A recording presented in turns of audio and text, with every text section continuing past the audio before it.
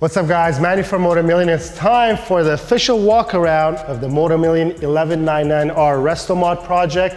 This project has been very fun, and the whole idea of resto-modding a motorcycle was perfectly suited for this motorcycle because this is a 2013 Panigale 1199R. We decided to go ahead with restoring some of the motorcycle parts that needed restoring. We also modified it along the way with some modern parts and also some period correct parts. So let's run through the bike on what was done to this motorcycle over here at Motomillion. Right off in the front, this is the first piece that I'm going to show you that I want to call it period correct. It's our Super Sport rotors by Brembo. When this bike was launched, this rotor was pretty much the go-to rotor for the people who wanted to upgrade their rotors, and it is defined by this gold look, and it's so period correct because if you look at all of these bikes way back in the day, the special editions, they always used to run rotors that have the gold centers. It makes us really happy. Throughout this bike, we've also used some Pro-Type fasteners for the rotors and calipers alike. Speaking of the caliper is a brand new piece that Brembo came out with in the recent years. It's the top of the line GP4 MS calipers, but these are also pieces that I call period correct because there's a newer fin version of this caliper, but we wanted to keep things looking more to the time of this bike. We decided not to use the fin calipers. We're using the unfinned GP4 MS calipers. While we're here, we garnished it with TWM caliper spacers, stall bus bleeder valves, because we did change a complete brake key component on this motorcycle, excluding the ABS pump, and we need that we can use some of that extra help for bleeding it that these stall bus bleeder valves offer. Something that you can't really see from that angle is our radiator guards. This bike had no radiator guards. We added the radiator guards to have that added protection for our radiators, but also it blacked out this front end to give it that more clean look. And if you come up over here, one other thing that's missing on this bike is the stock mirrors. When you remove the stock mirrors, you're also removing your turn signals. We came up with a kit that we put together with Rizoma components where our turn signals are hidden here. Don't worry, they're super bright. When you turn them on, they're super visible. Another part that is super modern on this motorcycle, because don't forget this bike came out in an era that wings were not even on the MotoGP bikes. We added this Rizoma aero wing mirrors. We added them with the thought of they're going to be used as mirrors, and they look actually pretty good, and the stock mirrors wobble quite badly at speed, so they don't function as mirrors. But when you're stopped like this, you could put them down into this downforce mode so that it looks kind of cooler. I actually really think they look really nice in this mode as mirrors because it suits the lines of the bike. One other component of the bike, or one other part of the bike that we went heavily big on, was the handlebar component, because as you guys know, I'm an advocate of changing parts that you could also visually see when you're riding. It adds to the riding experience quite a bit, and it's our handlebar setup. We use almost all of the DBK components as we can. This upper triple tree is custom etched with 1,000,000 and 650E, because after all, the whole idea started off because 650E hit 1,000,000 subscribers. We wanted to kind of congratulate him, but also remind him every time he rides this bike that he has this in this state because of 1,000,000 subscribers, and it's because of you guys who watch these videos. With the handlebar setup, we added our Brembo master cylinders on the clutch and brake side, our Pro Grip 717 grips. This is also a modern upgrade because at the time this bike was released, these grips weren't available, but now they're almost standard on every S model of Ducati and also all the special editions. Some carbon fiber that we added on this motorcycle is this full 6 carbon fiber lever guard. I want to remind you, most of this carbon fiber on this bike you see is OEM, and we added some other parts as well that I'll show you along the way. And in terms of the handlebar setup, we wanted to do something very clean and something that you don't run into all the time. We added these Rizoma reservoirs for the brake and clutch side, as we do on most of our builds where we do a complete handlebar setup. We have to custom mount them so that they look very clean and pleasing to the eye, but we also use our Tygon tubing so that we have that little detail that you see the brake fluid through these reservoir hoses that we have. Of course, since we touched the master cylinders, we added our stall bus bleeder valves, but we also put a little modern touch with the CNC machined DBK throttle housing. Now it also has a no slop throttle kit that's installed that we have here at Motomillion. Another piece that we did was this WRS windscreen. Of course, windscreens existed throughout the year these bikes were made, But now WRS is almost on every single MotoGP bike, even on the official Ducati MotoGP bike. So just having a WRS logo on this bike seems kind of correct because it's on brand with Ducati. This bike did already have our TWM fuel cap on it. We just switched around and put the silver handle because this bike has so much silver. And don't forget, this silver tank is the defining feature of the 1199R. It was the defining feature when it was released. We added a lot of silver touches, as you can see up front, even with our Öhlins steering damper that you see. The Öhlins damper also needed a custom mount because the DBK mount works fine, but it doesn't sit flat and parallel to our GP handlebar setup. We are OCD about that stuff, so we added this mount ourselves over here. Other than all the modifications that we've done to this motorcycle in the front end, we actually went through the whole thing in the front. We did address some of the cables, some of the wiring, and some of the way that the suspension was fitted onto this motorcycle. We fixed all of that, so now I think it's even cleaner and better than new. And as we move towards the back of this bike, the other major area that we did work on was this center area of the motorcycle. It did already have a clutch cover on the bike, but we added the brand new DBK model, as you see over here, that has a serviceable cover.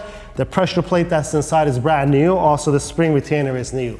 And if you're looking over here, you're probably wondering where our rear brake reservoir is.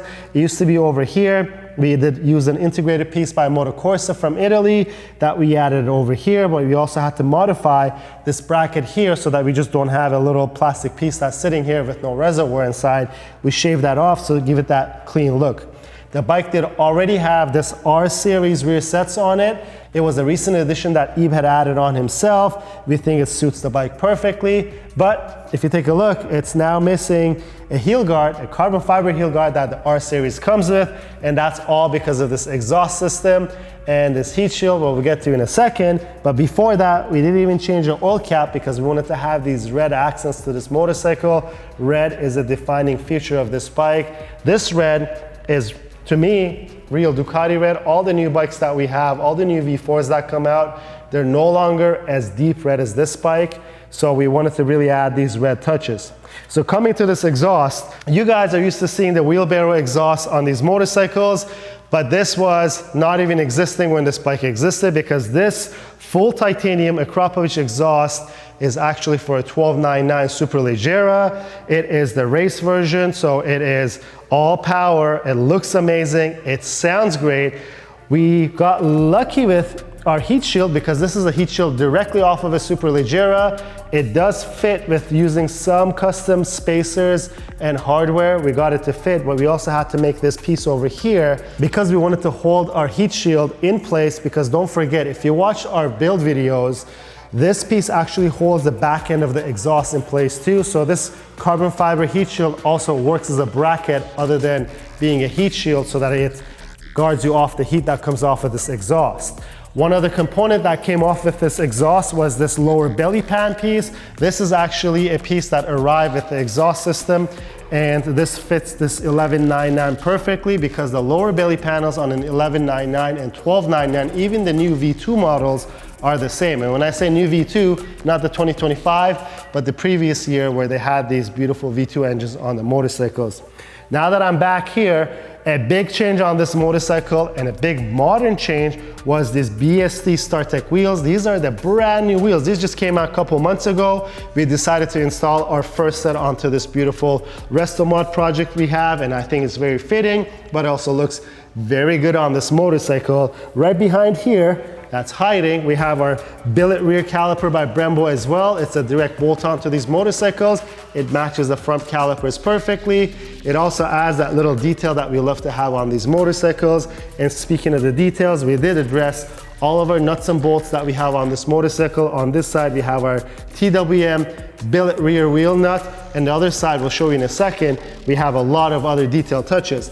Before we flip the bike around, I also wanted to mention that if you run this exhaust, you can't run any conventional license plate mounts or fender eliminators. This bike already had an integrated rear tail light, so we decided to modify an NRC piece to run this rear license plate bracket on it.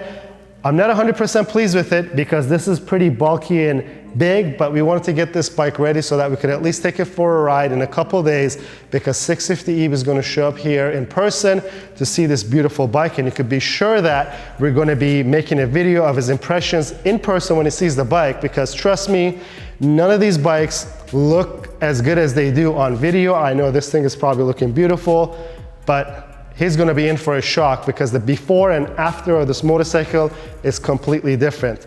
So let's go ahead and turn this bike around and let me show you the few other parts that we've changed on the other side of the motorcycle. Now that the bike is flipped, we're going to go right to the back of the motorcycle again, because this is where most of the changes were made. We have the ERV7 by DID. This chain really didn't exist back in the day when this bike was made, but it could handle all the torque in a 520 form that this bike can throw at this chain. While we're here, we did change the cush drives to titanium cush drives by Superlight that you can't see because they're right behind here, but we have our DBK components that you can clearly see. We have our sprocket carrier, our sprocket nuts, and the sprocket carrier nut all updated, and also we're running our red safety clip by DBK. We have this carbon piece over here that we added ourselves. We added a satin carbon fiber by Full 6 because we like to layer things. The wheel is gloss, this is satin, and this is still plastic. Our chain guard, we're not sure if we're going to run gloss or satin on it. We're trying to decide, and maybe you guys can help us decide to think what the correct option is. Let us know in the comments down below. And all the rest of the carbon fiber that you see here is OEM Ducati Performance carbon fiber that was available with this bike when it was new. Another big change that we have is our rear suspension linkage. These are Neuro components by DBK. They're all adjustable. They look absolutely beautiful as well. If you watched our episodes, it had some sort of a polished pieces on here. I think it was polished afterwards. It's not exactly our taste or the right times for polished stuff on superbikes, but now with all the DBK components, it looks beautiful, especially with some of these red touches that we did to this motorcycle. I think everything comes together very nicely. So all in all, this is the Motomillion 1199R Restomod. I'm extremely happy with how it turned out. Just sitting here and looking at this motorcycle makes me smile.